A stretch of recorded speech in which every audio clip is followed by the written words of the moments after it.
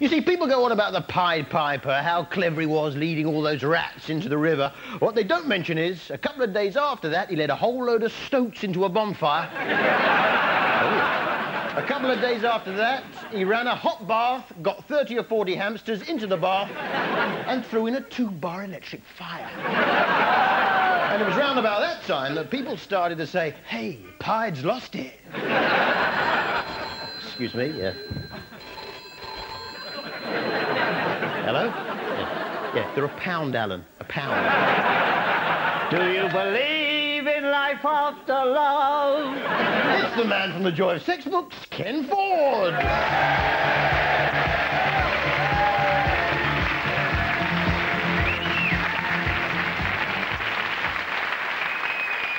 Hello, Harry. Love the show. All right, old-timer. Of course, Ken Ford, best known as a life model for the Joy of Sex books. Hard work. I should say so. It wasn't so much the drawing, it was the shading that puffed me out. And if there was a problem with the old lead in the pencil, it would have to go back in the sharpener. I see, yes. Hey, Harry! I think I'm done with the soap. Done with the hall. Man alive! I'm done with the kitchen table, baby. Let's go outside In the sunshine. I know you want to, but you can't say Let's yes. go outside. In the meantime, Take me to the places that I love best. And yes, I've been bad. Doctor, won't you do with me what you can? You see, I think about it all the time. 24/7, 24/24. You see you want it, You've got it. I never really said it before. Let's go outside.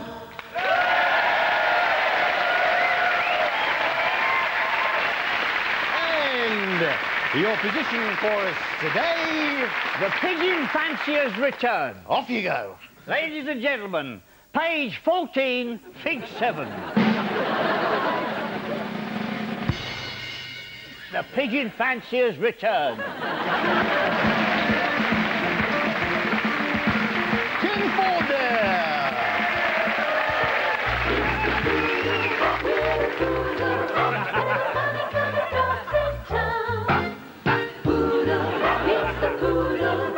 Your mortgage can go up as well as down. Hey, Noodle. What's that, Doodle? I just went to a pet shop with the lead singer of the pop group Pulp, who wanted my advice in regards to buying himself a pedigree dog. Cocker? No, St. Bernard.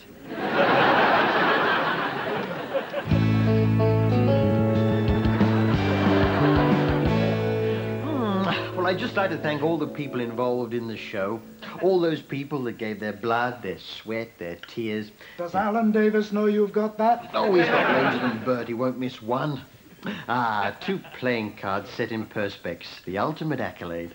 I wonder what they do with the rest of the pack. Oh, I imagine they just throw them out, Bert. They've got money to burn on ITV. That's what I need, Bert. A nice, fat ITV check.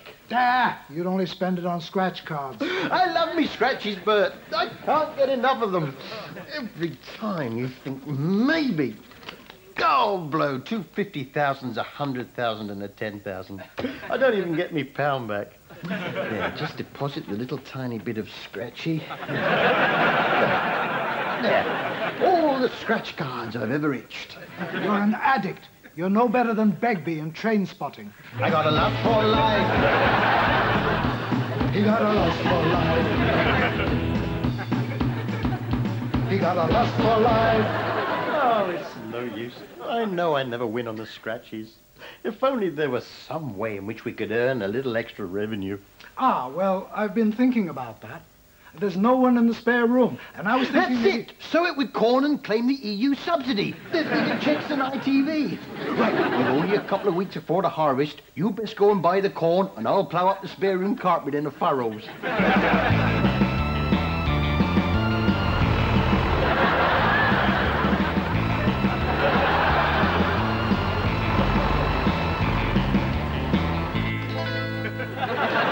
I filled out the claim forms. Shall I check on it to see if it be ground yet? Well, only been in a couple of hours, Bert. Mother Nature takes time to work her magic. But this genetically modified corn is supposed to grow really fast. With genetically modified corn? Genetically modified corn? You planted genetically modified corn? It's grown already. You fool, you don't get a subsidy for genetically modified crops. You've gone and done it now, Bert. And who knows in what other ways it's been modified. Hello. Oh, you've done this up nicely. And I'm Leslie. You fool, you've grown homosexual corn. Yes, we are the first grow vegetables. We can't reproduce on our own. No, but we can have a lot of fun trying, can't we? I'll go get the combine harvester. No, Bert. Those days are gone. Live and let live, say I. But how are we going to make any money out of a room full of genetically modified homosexual corn? I think I've got an idea. This one's specially for the birthday tomato. Dave from Essex with the Communards. Right, £4 each, half row a piece. You got the one? What are the chances of that happening, eh? Well, now, Mr. Bradley Walsh. He liked to play the oboe. He was a fine player of that complicated wind instrument. He could get a tune out of that as sweet as crawfish on a bait. One day, Mr. Bradley could not find his oboe. That beautiful mahogany item was nowhere to be seen. Now, he searched all over town, but Mr. Bradley never did find that oboe, nor was he inclined to purchase a new wind instrument of that nature. He just up and stopped playing. And that was a source of great sadness to Mr. Bradley Walsh. Rich tea! Rich tea!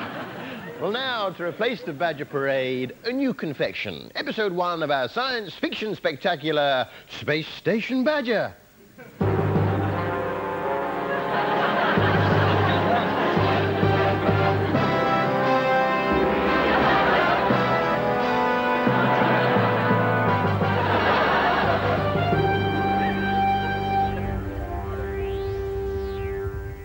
Coordinates? E3, F2, G5. Damn, you got one of my battleships. Captain, you might not forget we have visiting Captain Alberto Balsam from the Intergalactic Fleet coming to investigate our holding bay. Get me Astor O'Brand in the holding bay. Presumably they'll let me know when. Oh. Alberto Balsam is in the house. Could you open the doors, please? Close it. It's been a long time. Watch it. Captain Vosine. Alberto Balsam, what brings you to the bridge of Space Station Badger? It's on the card. The Intergalactic High Command have had reports of scruff nodules, scurf nodules clinging to unclean holding bays. You're not suggesting we have an unclean holding bay, Frank? I could never imagine you with an unclean holding bay, Gesmelda. You haven't liked me since I was promoted to captain over you, have you, Balsam? This isn't personal, Frank. Captain, there's someone knocking at the holding bay door.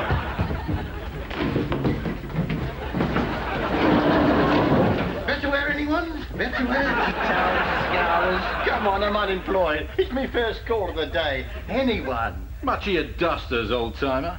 Ha-ha! Camembert! Nobody move or he gets this washing up brush where it hurts. You scurf-riddled monster! Not so fast, come back. Leslie Stewart, what are you doing here? Unit had a tip-off about a rogue Betterware salesman. I came as quickly as I could. But you can't leave me like this. What am I going to do? Don't leave me this way. I can't exist. I will surely miss your tender kiss. So don't leave me this way. Ah, baby!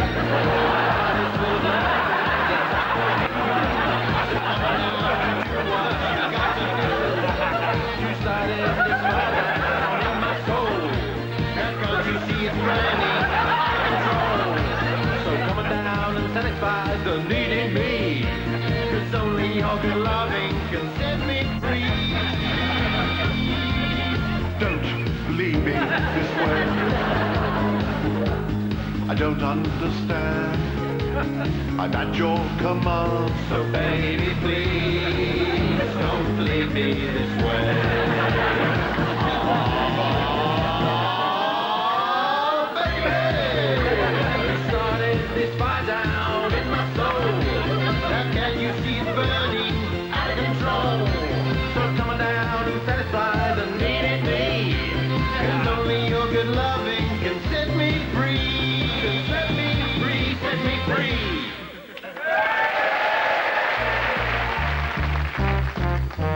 A is for ant, B is for cat, C is the chap in Charlotte Branch, D is for duck, and E is for elk, F is for fox. No. The duck isn't a woodland creature. You've got your bowl on the wrong side of your wolf. What's the point? I did wonder. Shut it, you. I'm a pond dweller.